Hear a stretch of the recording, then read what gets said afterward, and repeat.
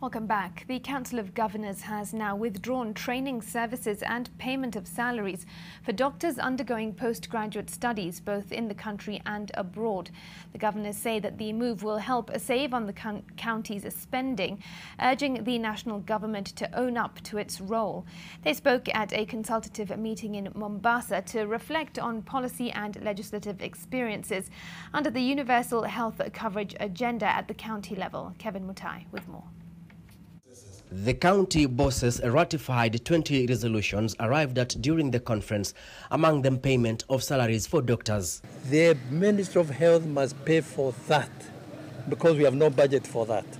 Oh yes, that one is, we are very strong about that. From now on, no training, no payment by the county government. It has to be by the Ministry of Health. According to the Kenya Medical Practitioners and Dentists Union, more than 2,000 doctors in the country who are on postgraduate training will be affected by the move. This means the country faces the risk of shortage of specialist doctors as they will no longer be released by counties. Sources within CoG tell NTV that counties such as Nairobi, Kiambu, Kakamega, Tana River, Taita Taveta have released many doctors for further studies outside the country. To be a doctor or nurse is not something you pick in a restaurant. You pick it from a training institution. So very, very much committed to training, but there's cost to training. And if you look at the Constitution, the national government is responsible for two things, very important: policy and training. And standards. And standards. So we want everybody to perform their duty. KMPDU Chairman Abidan Mwachi, who spoke to NTV on phone, expressed his disappointment, saying the counties will deny Kenyans access to critical health services. Mwachi also notes that some of the doctors will now have to stop their studies midway as they will no longer be paid. I think my first reaction will be, the chicken are coming home to roost.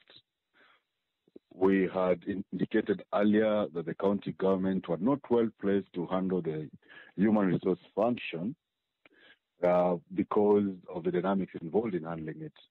Doctors come in, go out, and they may no longer be needed by the county that they came in from based on the subspecialties that they went to get. For instance, a doctor in Wajir might want to go and do neurosurgery, but coming back to Wajir, there might not be those facilities for him to practice neurosurgery.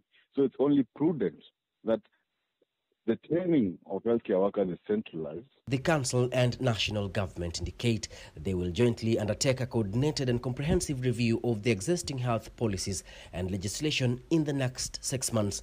Going forward, counties will on an annual basis submit a database of doctors undergoing postgraduate studies to the national government through the Ministry of Health so as to make provision in every budgeting cycle for the payment of their emoluments. Kevin Mutai, NTV in Mombasa.